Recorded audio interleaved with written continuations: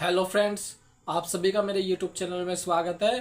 Friends, आप देख रहे हैं सजाओ क्लासेस चैनल को, जहां पाते हैं मेडिसिन के बारे में आप संपूर्ण जानकारी। दोस्तों, आज की इस वीडियो में हम बात करने वाले हैं जांघों के बीच में होने वाली एलर्जी को ठीक करने के बारे में। दोस्तों, यानी ये जो समस्या होती है, लगभग हमारे देश में 6 से 4% के बीच में समस्या देखने को मिलती है। सही इलाज न होने के कारण दोस्तों ये ज़्यादातर समस्या फैलती है। फ्रेंड्स, साथ साथ बात करेंगे इसके हम सिम्टम की, यानी जब किसी पेशेंट के एलर्जी हो जाती है तो उसके क्या क्या सिम्टम पाए जाते हैं। साथ ही बात करेंगे दोस्तों इसके हम कारण की, यानी ये जो एलर्जी होती है वो किन किन कारणों से फैलती है। साथ ही बात करेंगे दोस्तों इसके हम ट्रीटमेंट की, यानी जब आपको एलर्जी हो जाती है तो उसमें क्या क्या ट्रीटमेंट दिया जाता है। और साथ ही बात करेंगे दोस्तों इसके हम जब किसी पेशेंट को एलर्जी हो जाती है तो में क्या क्या पर्सनल हाइजीन रखना जरूरी होता है, जिससे इस समस्या से दूर रहा जा सके। फ्रेंड्स, बने रहिएगा वीडियो के लास्ट तक और जानिएगा वीडियो के बारे में सब कुछ। दोस्तों, अगर आप मेरी यूट्यूब वीडियो को पहली बार देख रहे हैं तो मेरे चैनल को सब्सक्राइब कर लीजिएगा और साथ साथ बेल आइकन को प्रेस कर लीजिएगा, जिससे मेरी नई वीडियो की नोटिफिकेशन सबसे पहले आपको मिल सके। आइए जानते हैं फ्रेंड्स इस वीडियो के बारे में कुछ नई बातें।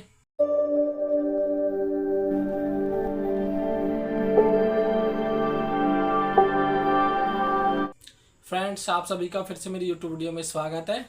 फ्रेंड्स, अब बात करते हैं इस वीडियो के बारे में।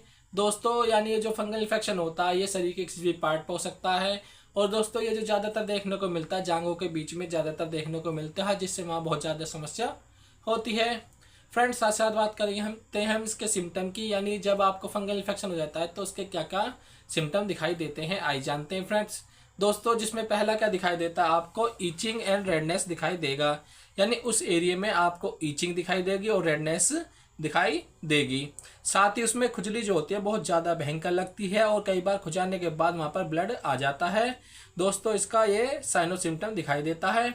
और फ्रेंड्स, अगला जो दिखाई देता है इसमें रैशिस रहेगा या फिर ड्राइनेस रहती है, यानी जहाँ पर फंगल इन्फेक्शन होता है वहाँ की जो स्किन होती है वहाँ पर रैशिस रहेंगे। साथ ही वहाँ पर क्या रहेगा, जो वहाँ की स्किन होती है वो ड्राइनेस रहेगी। और फ्रेंड, जो दिखाई देता है इसमें ब्लिस्टर और स्वेलिंग दिखाई देगी, यानी कभी कभी क्या होता है जहाँ वहाँ की जो स्किन होती है उस पर क्या ब्लिस्टर दिखाई देंगे और ब्लिस्टर के साथ साथ क्या रहती है वहाँ पर स्वेलिंग भी देखने को मिलती है। फ्रेंड्स, साथ ही इसमें जो पाया जाता है अगला बर्निंग सेंसेशन पाया जाता है, यानी जब आप जहाँ पर फंगल इन्फेक्शन होता है वहाँ पर बहुत ज़्यादा खुजाते हैं तो खुजाने के बाद वहाँ पर जलन महसूस होती है, वहाँ पर दर्द महसूस होता है, तो ये भी इसका साइनो सिम्टम दिखाई देता है।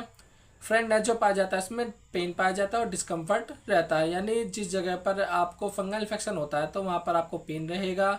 साथ ही वहाँ पर जो पेशेंट रहता है वो डिस्कम्फर्ट सा रहता है, यानी जैसे आप बैठते हैं या फिर कुछ भी काम करते हैं तो उसमें आपको डिस्कम्फर्ट सा रहता है।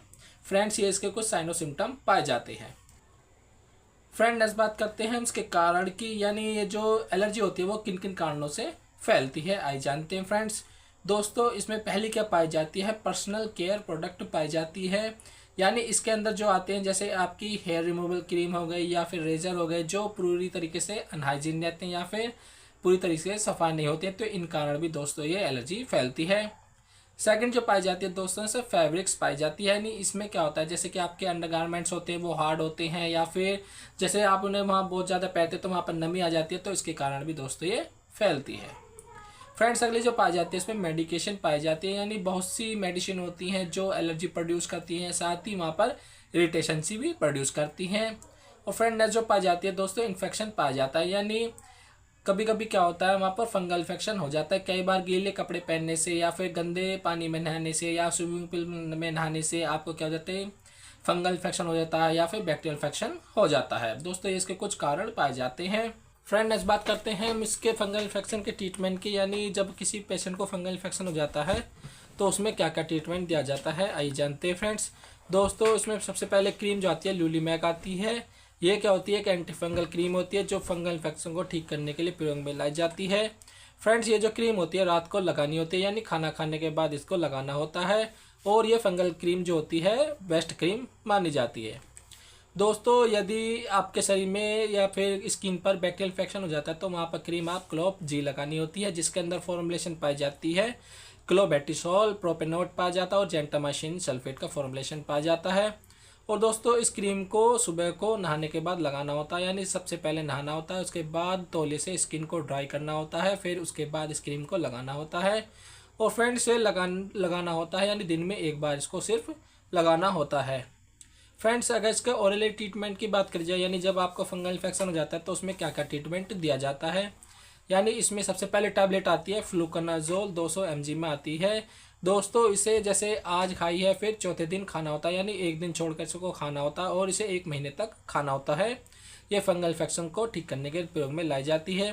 साथ ही टैबलेट आती है कैंडी फोर्स के नाम से आती है, यानी 200 mg में पाई जाती है। वो भी दिन में एक बार लेनी होती है और खाना खाने के बाद लेनी होते हुए इसे आप दोपहर में ले सकते हैं। दोस्तों, इस टैबलेट को भी 1 महीने तक लिया जाता है।